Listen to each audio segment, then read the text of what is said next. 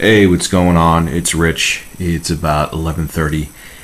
I just woke up from falling asleep at like 8 o'clock at night like an idiot. I didn't even realize I was going to go to the gym and all this stuff. I'm like, let me just sit down for a second because I have a computer in my bedroom and I was watching something. Next thing I know, I'm snoring and I wake up at 11 o'clock at night like, oh shit.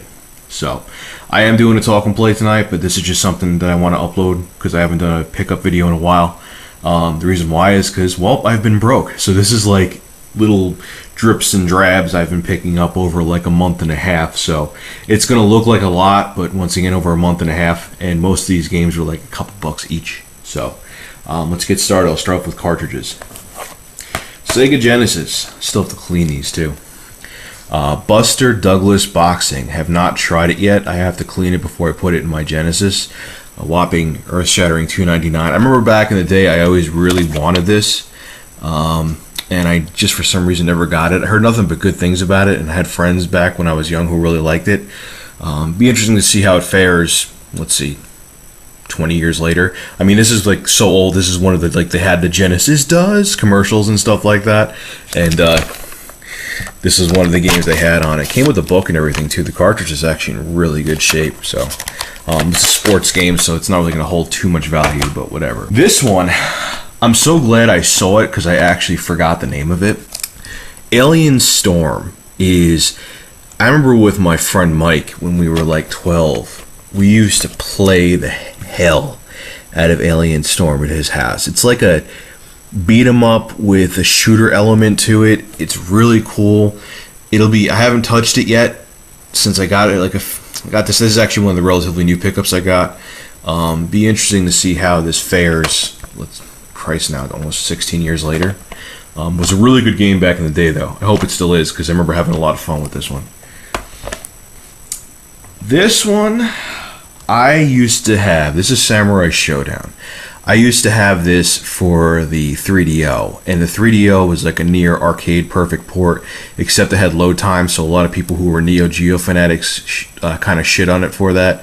But this one, I saw some gameplay footage. I got it because I could get it for free. It's not as impressive, obviously, as like the Neo Geo or 3DO versions, but it's still a good game. I haven't tried it yet. Need to clean it out. Here's another one that everyone loves and I have never played, which people are probably going to be gasping when they see. Super Star Wars.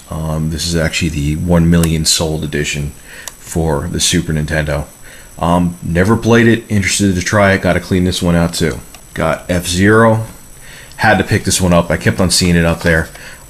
It's F-Zero. It's a futuristic racer. It was like one of the 3 games that launched with the Super Nintendo.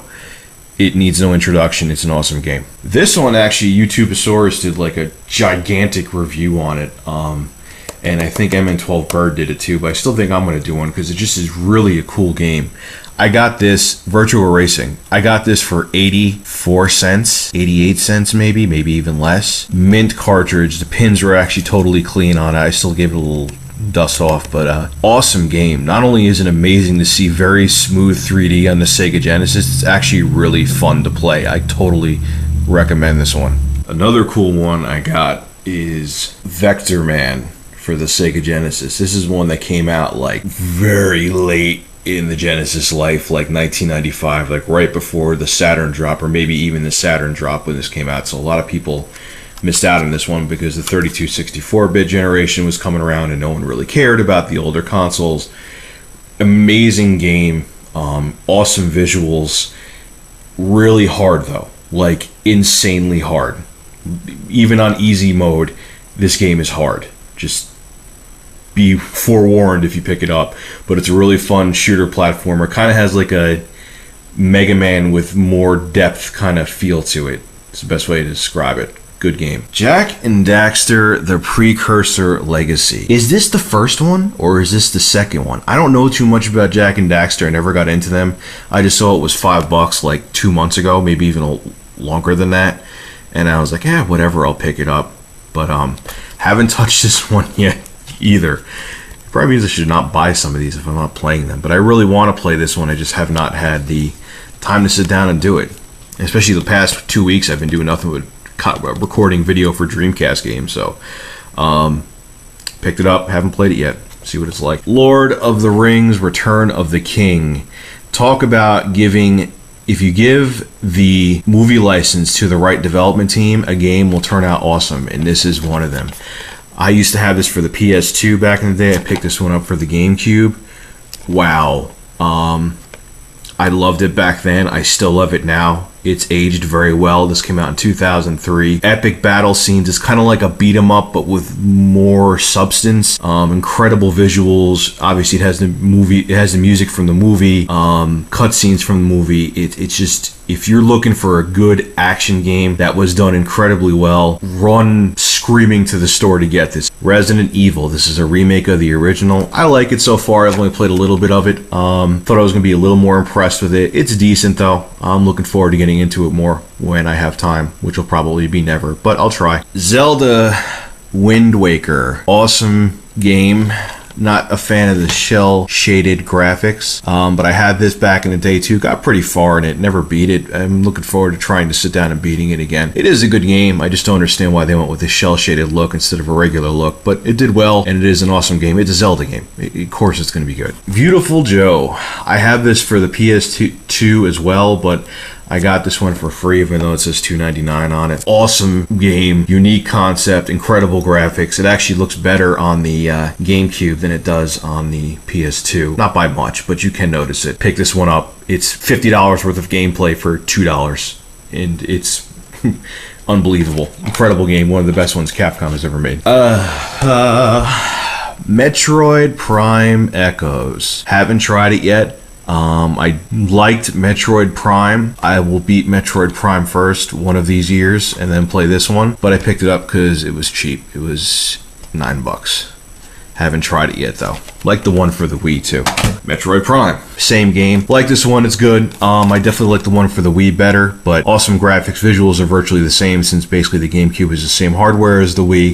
It's a first-person adventure shooter. I remember when this came out, I was very mad at Nintendo for making it like a first-person perspective game, but it ended up working out very well. Soul Calibur 2. This is my favorite one out of all of them because this one has Link in it, and Link is a very cool character. They all had different characters for the Xbox and for the PS2. This one is just awesome. Fun game. Still like the original one a little bit better, but they kept a lot of the magic with this one. If you have a GameCube, you can pick this up for like $4. I strongly recommend it. And now the one that actually costed money. Now realize once again, there's like over a period of a month and a half, 2 months, I got all this stuff. Now I was like, I got some money. Little expendable cash right now, and I was debating between Batman Arkham Asylum and something else. This, what I'm about to show you.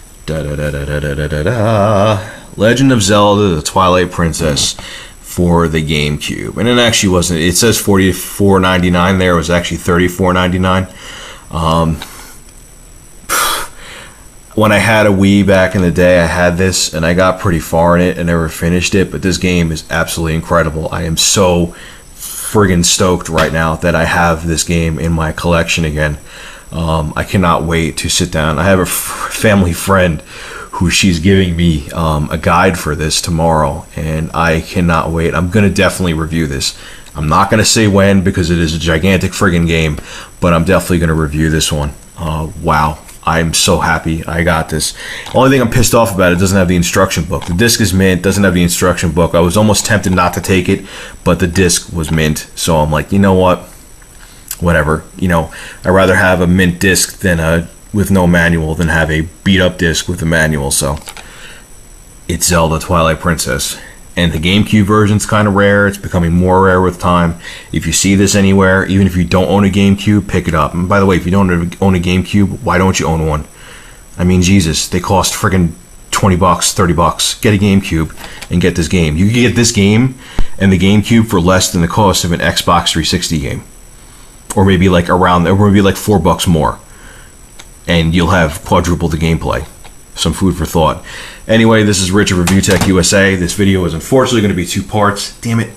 I'm going to do a little editing to them and upload them now and then do my talk and play.